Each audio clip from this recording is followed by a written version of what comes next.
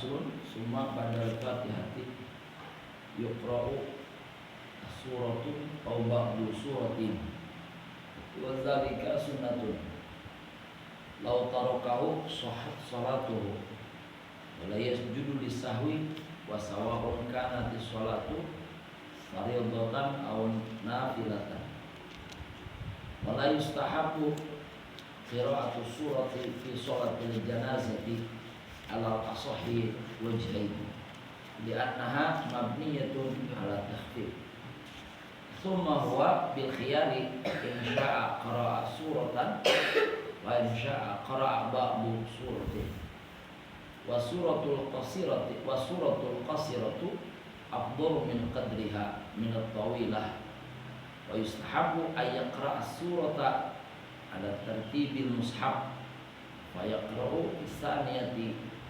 suratan fa yaqra'u bisaniyati suratan ba'da suratil ula wa taqumu taliha wa khalafa hadza jaza kalau khalafa hadza jaza wa sunnatu an takuna suratu ba'da al-fatihah falau qara'aha qabla al-fatihati lam tuhsab lahu qira'atu surah. Faslun, ini adalah satu pasal menjelaskan tentang bacaan setelah kita membaca suratul Fatihah. Beliau Al-Imam An-Nawawi rahimahullahu ta'ala, beliau berkata, summa ba'dal Fatihah, selanjutnya setelah membaca suratul Fatihah, apa yang kita baca? Yuqra'u suratun, membaca si musolli. Apa? Yuqra'u, dibaca. Apa? Suratun, satu surah, au ba'du suratin, atau setengah surah. Bisa juga summa ba'dal fatihati, selanjutnya setelah suratul Fatihah, yaqra'u, maka membaca si musolli suratan, satu surah, au ba'du suratin, atau setengah surah. Contoh misalkan suka ada orang yang membaca satu surah yang pendek, dari surah-surah yang pendek, surah Ad-Duha, Alam Nashrah, Inna Anzalna, itu hukumnya sunnah. Atau setengah surah, ada yang suka baca suratul Baqarah, setengah daripada, sebagian daripada ayat suratul Baqarah. Contohnya lagi akhir daripada surah Al-Hasyr, law anzalna hadzal Qur'an. Tapi afdhalnya satu surah secara sempurna. Wazalika sunnatun, dan membaca surah ini itu hukumnya sunnah. Jadi tidak wajib membaca surah. Misalkan membaca surah Al-Kafirun rakaat pertama, selanjutnya surah Al-Ikhlas rakaat kedua, dan tidak disunahkan di rakaat yang ketiga dan yang keempat. Hanya rakaat pertama dan rakaat kedua yang disunahkan. Wala yustahabbu, walau tarakahu, bagaimana kalau seandainya dia meninggalkan bacaan surah tersebut? Jadi setelah baca suratul Fatihah langsung saja dia ruku, sah atau tidak sholatnya? Sahhat sholatuhu, maka sah sholatnya. Hanya saja dia tidak mendapatkan pahala daripada bacaan surah yang dianjurkan setelah membaca suratul Fatihah. Wala yasjudu lisahwi, apakah dia harus sujud sahwi karena meninggalkan membaca surah Al-Quran setelah dia membaca Fatihah? Wala yasjudu lisahwi, dan tidak disunatkan untuk sujud si musolli lisahwi, untuk sujud sahwi. Wala yasjudu, dan tidak sujud, dan tidak sunnah sujud si musolli lisahwi, untuk sujud sahwi, karena tujuan dia meninggalkan membaca surah setelah suratul Fatihah ya. Jadi tidak sunnah sujud sahwi. Selanjutnya, apakah membaca surah ini, membaca surah setelah membaca suratul Fatihah, apakah di dalam sholat fardu saja atau termasuk di dalam sholat sunat dan sholat fardu? Sawab kanat, sama saja. Kanat adanya apa, as-sholatu sholat faridotan, itu sholat fardu, au nafilatan, atau sholat sunnah. Sholat fardu maupun sholat sunnah sama-sama disunatkan untuk membaca surah setelah membaca suratul Fatihah. Wala yustahabu qiraatus surati fi sholatil janazah. Salat kan banyak jenisnya. Ada salah satu salat yang hukumnya fardu kifayah, yaitu sholatul janaiz, mensalati janazah, mensalati mayit yang tidak ada rukuk dan sujudnya. Itu tapi salat namanya, ya. Itu salat namanya. Jadi kategorinya termasuk salat. Salat jenazah itu cuma 4 takbir. Allahu Akbar, 4 takbir. 4 takbiran. Wala yustahabu, di dalam sholatul janazah itu, wala yustahabu, wala yustahabu dan tidak disunahkan apa qiraatus surati, membaca surah, ayat ba'da qiraati suratil Fatihah, yaitu setelah membaca suratul Fatihah, fi sholatil janazah, di dalam sholat janazah. Al asahil wajahin, menurut kaul yang paling soheh dari 2 wajah, dari 2 pendapat, kaul yang paling soheh itu tidak sunnah membaca surah di dalam sholatul janazah. Bahkan di lembaran yang kemarin sudah dijelaskan, baca doa iftitah itu tidak disunahkan. Pengen lama mungkin karena yang meninggalnya itu mertua, jadi dibaca doa iftitah deh. Allahu Akbar kabir. Kok lama-lama banget? Sholat fardu sama sholat sunnah apa bedanya? Sholat fardu itu sholat yang 5 waktu. 5 waktu. Nah, sholat subuh yang 2 rakaat, yang biasa kita berjamaah. Sholat zuhur yang barusan, sholat asar nanti, maghrib sampai isya, Itu fardu. itu sholat fardu. Terus sholat sunnah yang sering mas kok pausen sholatnya banyak banget. Udah wassalam, sholat lagi. Nah, urutannya setelah surat yang kita baca Al-Fatihah itu Fatihah surat apa lagi? Apa Fatihah gimana ya? Ngajian apa itu? Oh, gitu. Al-Fatihah. Al-Fatihah. Ya. Nah, jadi urutannya gimana gitu? Iya. Mana dulu yang dikerjakan? Terus surat Ikhlas, Al-Ikhlas, Al-Kafirun. Al-Kafirun itu Surat ya ayyuhal kafirun. Udah apa lu? Belum. Barunya surah Al-Ikhlas. Iya, sama apa tadi? Iya, Al-Ikhlas ya.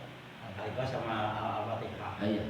Udah Al-Ikhlas aja dua-duanya. Karena baru hafal Al-Ikhlas kan? Ya udah. Rakaat pertama Al-Ikhlas, rakaat kedua juga Al-Ikhlas.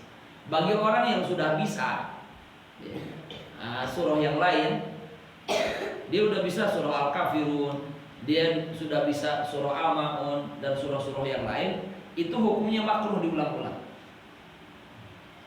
Diulang-ulang hukumnya makruh. Ada yang mengatakan khilaful aula. Itu bagi yang sudah bisa surah yang lain. Kalau yang belum bisa ya tidak apa-apa diulang-ulang. Itu batal. Enggak batal. Enggak batal. Enggak haram, enggak membatalkan sholat. Cuma dia mengerjakan sesuatu yang dipandang kurang baik, kurang baik Karena diulang-ulang. karena diulang-ulang. Mestinya setelah surah Al-Ikhlas, surah An-Nas misalnya, Qul a'udzu birabbil nas. Jadi di rakaat yang kedua, rakaat pertama Al-Ikhlas, rakaat kedua Anas. Nanti penjelasannya di sini lebih rinci. Wala yustahabu qira'atu surah fi shalatil janazah. Nah, jadi tidak disunahkan membaca surah ketika kita menyalati jenazah dalam ashahil wajib. Kenapa? Ilatnya apa? Li'annaha mabniyatun ala takhfif. Karena sholatul janazah itu didirikan alat takhfif untuk meringankan, supaya ringan. Sholat jenazah itu harus ringan, jangan dilamakan. Di sholat jenazahnya ada orang sholat jenazahnya justru di dalam syariat itu sholatul jenazahnya saja diringankan oleh Allah. Artinya diringankan itu tidak dilamakan gitu. Kalau lama kan jadi berat. Ini pas sebelum sholatul jenazah ceramah dulu di 1,5 jam. Itu yang lama. Kadang-kadang kan ceramah dulu. Setelah Assalamualaikum warahmatullahi wabarakatuh, Assalamualaikum warahmatullahi wabarakatuh, 1 jam deh. Kesana kemari ngalor ngidul baru mayat ini dibawa kemana? Ke tanah mati, dikuburkan. Orang yang gali kuburannya belum nungguin aja ngeliat gitu. Kalau bahasa Sunda itu jadi bau sesongeter. Kamana mayatnya suka nyasar aja cemana? Wah, siga nama iman nyasar kamana ya? Ya Allah. Jangan sampai kayak dulu itu ada kejadian di sini. Karena salah mungkin selesai dimandikan dari dari rumah sakit. Oh, ada yang tabrakan. Di Parung Kuda ada yang tabrakan. Di sini keluarganya justru orang-orang justru dia itu belum ini, dia itu udah meninggal. Orang sini pas tabrakan dilihat ininya mukanya itu udah rusak gitu. Wah, dibawa ke rumah sakit sama orang sini. Yang satu meninggal, motor sama motor. Yang satu nggak meninggal, cuma ketuker. Yang tidak meninggal itu ternyata orang sana Parung Kuda. Karena keburu-buru gitu, terlalu keburu-buru. Itu mestinya kan dilihat dulu tuh ya, kalau masalah itu ini benar apa enggak. Nah, yang orang sini yang meninggal diaku sama orang Parung Kuda, kebalik deh. Orang sini nungguin di rumah sakit ya, orang Parung Kuda cepet-cepet nguburin mayitnya, nggak dilihat dulu, nggak nggak seksama gitu dia. Padahal mestinya kan seksama. Kalau udah seksama dilihat ini, oh ternyata ini bukan suami saya gitu kan, kata istrinya. Oh bukan suami saya, jangan dikuburin, ini bukan suami saya. Ya. Begitu selesai 1 minggu, yang ini sembuh nih, dibawa ke sini. Pas dibawa, entes ya, kok ini? Wah ini macam lain pemajikan keseling seraki kurang ya mas. Ya laporan ke sana, ini udah dikuburin. Digali lagi, dipindahin di sini. Urusannya kan ribet kalau gitu ya. Urusannya ribet. Nah, kalau untuk mengetahui ini keluarga kita atau bukan, itu harus sama. Nah, jangan terburu-buru. Tapi ketika kita sudah tahu bahwa benar-benar ini keluarga kita, dikuburkannya harus buru-buru. Artinya buru-buru itu jangan dilamakan. Karena si mayit itu pengen cepat-cepat dikuburkan. Mau yang namanya baik maupun jelek, semuanya pengen buru-buru dikuburkan. Kalau mau ceramah nanti kalau sudah dikuburkan baru. Kafa bil mauti wa'idhan. Kalau di depan kuburan kan omongan kita itu diandal. Tahu nggak diandal mas? Diandal. Benar. Ya, diturut gitu. Cukup dengan kuburan ini, cukup dengan kematian ini menjadi nasihat buat kita. Kita semua akan mati kayak begini. Kita akan dikubur kayak begini. Kita akan diantar oleh warga kita yang dulu sering berbagi dengan kita, yang dulu sering tidur dengan kita, yang dulu sering ngopi ngobrol bareng dengan kita. Nah di hari ini yang meninggal nih, keluarga kita antar rame-rame, bahkan anak kecil ikut semua. Anak kecil itu pengen dapat uang. Berangkat ke mana? Ya, ke kuburan. Semuanya berangkat ke kuburan. Nganterin siapa? Nganterin si mayit. Dianterinnya kan bukan ke mall. Dianterinnya kemana? Bukan ke tempat hiburan. Ke tempat sepi yang mana kalau malam-malam kita pun datang ke situ. Kayaknya kalau yang penakut mah gemeteran. Nah, dia dibawa ke situ. Udah dibawa ke situ, dimasukin ke tanah. Ya, masukin ke tanah, dikubur. Setelah dikubur, bukan ditungguin, tinggalin selesai, dilupakan, ya, dilupakan. Nah, kita akan jadi seperti ini, dan semestinya seperti ini. Ya, kalau masih mau idoh, ya, kayak di Mesir, kayak di Syria, kayak di tempat-tempat ulama-ulama yang masyhur, itu kalau masih mau idoh diterima setelah dikubur.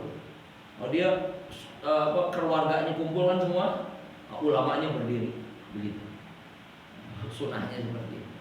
Li'annaha mabniyatun 'ala takhfif. Summa huwa bil khiyar, lalu dia punya pilihan. In sya'a qara'a suratan wa in sya'a qara'a ba'du suratin. Insyaallah nanti bisa. Subhanallah wa bihamdihi asyhadu an la ilaha illa anta astaghfiruka wa atubu ilaik.